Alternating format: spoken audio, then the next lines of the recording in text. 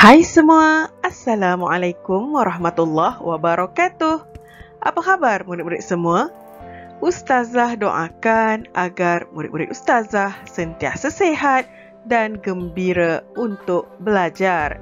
InsyaAllah pada hari ini kita akan belajar mata pelajaran Pendidikan Islam tahun 3 bahagian Sirah.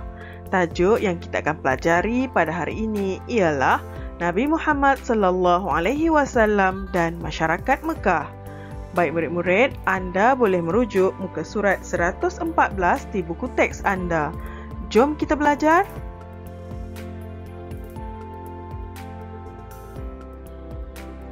Baik murid-murid, kisah masyarakat Arab Jahiliyah. Murid-murid tahu tak apa maksud jahiliyah? Jahiliyah tu ialah bodoh atau sesat, ya. Baik, masyarakat Arab ketika itu hidup berpuak-puak dan berpecah belah. Pergaduhan dan peperangan sering tercetus antara kabilah kerana merebut harta dan kuasa. Okey, baik murid-murid. Jadi di sini kita dapat lihat, ya, masyarakat Arab ni ada puak-puak dia. Berpuak-puak ni maksudnya berkumpulan. Ada kumpulan macam ni, ada kumpulan macam tu, ya. Dan berpecah belah. Sebab dah berpuak-puak jadi tidak hidup sepakat, ya. Saling bergaduh satu sama lain, saling tidak sependapat dan saling menunjukkan kehebatan masing-masing. Asyik bergaduh je, ya. Dan pergaduhan dan peperangan sering tercetus antara kabilah kerana merebut harta dan kuasa. Jadi oleh kerana mereka ni hidup berpuak-puak, masing-masing nak tunjuk kehebatan kumpulan masing-masing, ya, saling nak menguasai antara satu dengan yang lain. Jadi dulu masyarakat Arab Jahiliyah macam ni, ya, mereka tidak sepakat, saling bergaduh satu sama lain.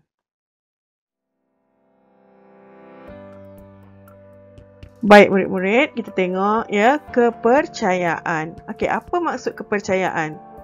Kepercayaan ni ialah apa yang kita sembah, ya, apa yang kita pegang, i'tiqad dalam hati kita kepada Tuhan. Jadi masa ni, ya, kehidupan masyarakat Arab Jahiliyah ni, mereka ni menyekutukan Allah dengan menyembah berhala. Mereka percaya berhala ni adalah tempat memohon pertolongan. Mereka juga percaya kepada perkara-perkara khurafat. Okey, jadi di sini mereka ni tidak menyembah Allah lah. Okey, pada selepas saja kewafatan Nabi Ismail alaihi salam, mereka apa? Mereka membina berhala dan menjadikan berhala ni perantaraan untuk memohon pertolongan kepada Allah. Adanya berhala tu sebagai orang tengah. Tak bolehlah, ya. Kita apa-apa kita mesti minta dengan Allah, terus dengan Allah, ya. Baik. Jadi mereka juga percaya kepada perkara-perkara khurafat. Okey, maksud khurafat ni apa dia murid-murid? Siapa tahu maksud khurafat? Baik, kepercayaan yang karut, dongeng dan tahyul, ya. Jadi mereka suka menilik nasib, ya, minta tolong dengan orang-orang yang konon-kononnya pandai menilik nasib untuk tahu apa yang terjadi pada pada diri mereka. Jadi benda-benda ni semua adalah khurafat. Kita tak boleh, ya, percaya dengan perkara-perkara khurafat ni. Okey, jadi ini ialah kepercayaan Arab Jahiliyah, betapa mereka pada masa tu hidup yang dalam keadaan kesesatan. Okey. Baik, seterusnya kita lihat di sini ialah cara hidup. Okey, bagaimana cara Arab Jahiliyah hidup? Okey, mereka suka minum arak, ya, berjudi, berbohong dan menilik nasib. Mereka juga membunuh anak perempuan. Okey, jadi Arab Jahiliyah ni memang teruklah kerjanya minum arak, ya, berjudi. Kemudian apa? Kalau ada anak perempuan, mereka bunuh, mereka tanam, ya, pada zaman tu hidup-hidup dibunuh. Jadi memang sedihlah, ya, untuk baby-baby perempuan, diorang tak terima, okey, diorang bunuh. Kesian kan? Baik, seterusnya Okey, kita tengok kepribadian Nabi Muhammad sallallahu alaihi wasallam sebelum menjadi rasul, ya. Okey, baik, kita tengok bagaimana pribadi Rasulullah ni sebelum menjadi nabi, ya, sebelum menjadi rasul. Baik murid-murid, kita tengok sifat yang pertama ialah amanah.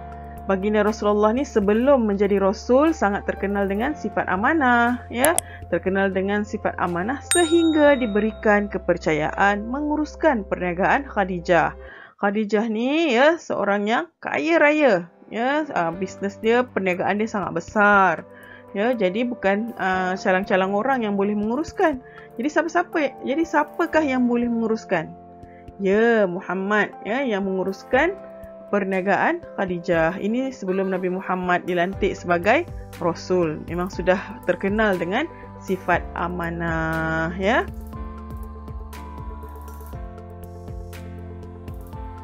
Okey, seterusnya sentiasa bercakap benar dan adil. Rasulullah ni sentiasa bercakap benar. Ya, tak pernah tipu, tak pernah bohong. Okey, Nabi Muhammad sallallahu alaihi wasallam tidak pernah berbohong dan pilih kasih. Sifat terpuji ini menyebabkan baginda diberi kepercayaan mengadili perbalahan antara kabilah ketika meletakkan Hajarul Aswad. Okey, jadi Nabi Muhammad ni tak pernah berbohong, tak pernah pilih kasih, ya, sentiasa memiliki sifat yang terpuji. Jadi baginda Rasulullah ni diberi kepercayaan untuk mengadili perbalahan. Masa ni berebut-rebut, ya, kabilah-kabilah ni, puak-puak Arab ni nak meletakkan Hajarul Aswad. Tapi apa yang berlaku? Ya, Nabi Muhammad pandai, ya, sangat hebat, dan bagindalah yang meletakkan Hajarul Aswad. Orang yang pertama masa tu, dan mengetuailah untuk menguruskan meletakkan Hajarul Aswad ni. Hebatnya Rasulullah sallallahu alaihi wasallam. Baik, seterusnya tidak suka membuang masa. Okey, Rasulullah ni sangat mementingkan masa. Sejak kecil lagi hidup baginda terisi dengan perkara yang berfaedah. Baginda sangat rajin membantu Halimatus Sa'diyah, ibu susuannya, mengembala kambing. Bayangkan, ya, Rasulullah masa kecil-kecil lagi dah rajin membantu ibu susuannya Halimatus Sa'diyah, ya, untuk mengembala kambing. Jadi dia tidak suka membuang masa, ya. Dah kecil-kecil dah pandai dah mencari sesuatu yang bermanfaat, berfaedah untuk dilakukan. Okey. Baik. Seterusnya, sebelum baginda Rasulullah dilantik menjadi rasul, ya, beliau memiliki sifat penyantun. Baginda memiliki sifat yang penyantun. Apa tu penyantun? Okey, baginda sentiasa bermanis muka dan berlemah lembut dalam percakapan. Sikap baginda ini sangat disenangi dan dihormati ramai. Baginda juga terkenal dengan sifat pemaaf dan dermawan. Okey, jadi baginda Rasulullah ni tak ada nak bad mood, ya. Baginda ni sentiasa manis muka, lemah lembut percakapan, ya. Sejuk je kan. Jadi sikap baginda ni sangat disenangi dan dihormati ramai. Semua orang suka, semua orang sayang. Dan baginda juga terkenal dengan sifat pemaaf, ya. Sentiasa memaafkan dan dermawan. Okey, itu adalah sifat baginda Rasulullah.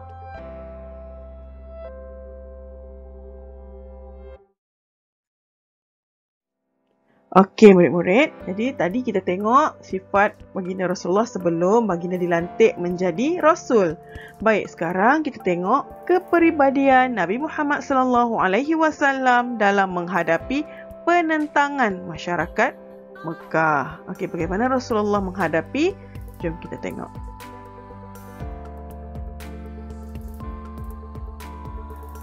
Baik, kita tengok sabar dan tabah.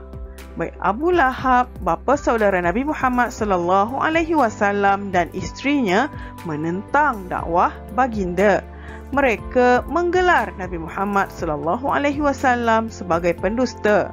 Namun, baginda tidak patah semangat dan sentiasa berbuat baik kepada mereka. Okey, siapa Abu Lahab ni? Ya, bapa saudara Nabi, ya. Abu Lahab ni dia tidak menyokong perjuangan Rasulullah, ya.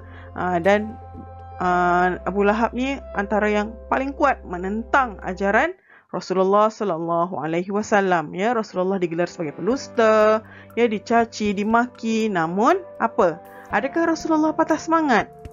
Ya, baginda tidak patah semangat dan sentiasa berbuat baik kepada mereka walaupun baginda Rasulullah ni dilayan, ya, dikasari, tapi baginda tidak membalas. Baginda tetap buat baik kepada orang-orang yang memusuhi baginda.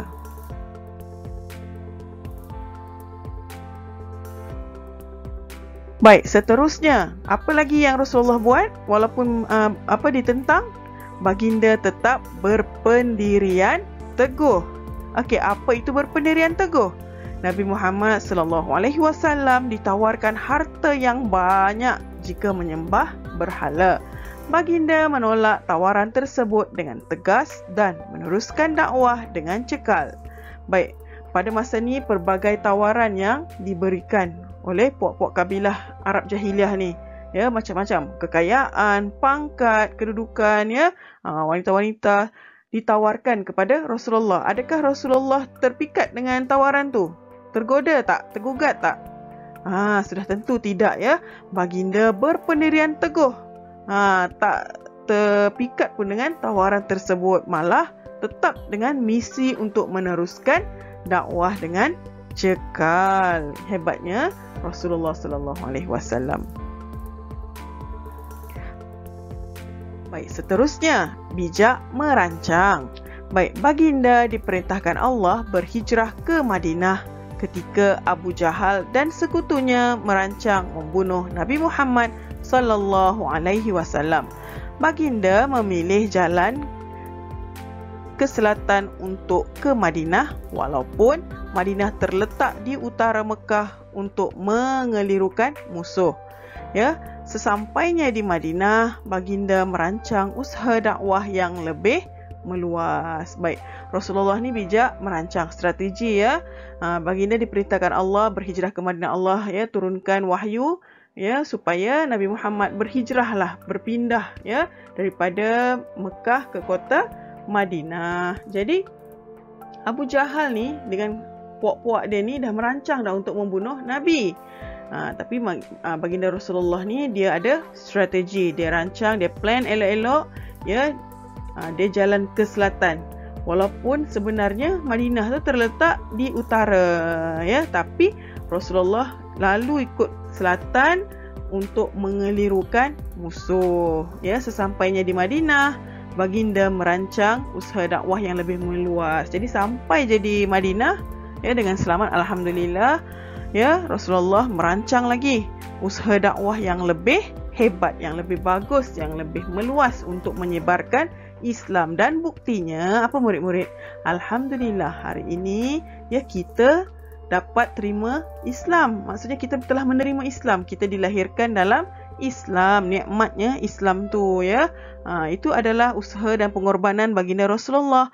Dan Islam telah pun sampai kepada kita pada hari ini. Jadi kita kena bersyukur sebab kerana hijrah Rasulullah, ya, strategi Rasulullah yang bijak ini, Islam pun sampailah kepada kita hari ini. Alhamdulillah, ya, dakwah yang lebih meluas. Okey.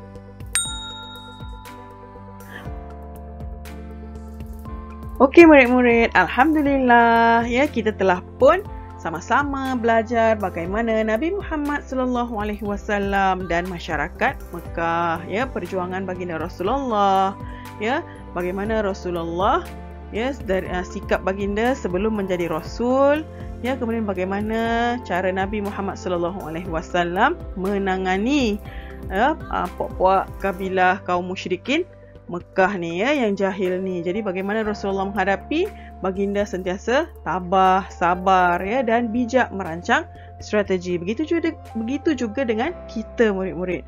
Ya, dalam kita belajar ni banyak cabaran, dugaan, tapi kita kena sabar, kita kena tabah, kita kena kuat untuk belajar. Jangan putus asa, kena rajin-rajin belajar, kan? Jadi orang yang baik, amanah seperti baginda Rasulullah. Boleh, murid-murid? Okey, Ustazah yakin murid-murid Ustazah dapat banyak pengajaran daripada kisah yang telah kita bincangkan sebentar tadi. Okey, murid-murid semua, terima kasih kerana sudi belajar bersama dengan Ustazah Huda. InsyaAllah nanti kita akan sama-sama bertemu lagi pada sesi pembelajaran akan datang. Okey, murid-murid, terima kasih semua. Kita jumpa lagi. Jangan lupa subscribe. Bye. Assalamualaikum warahmatullahi wabarakatuh.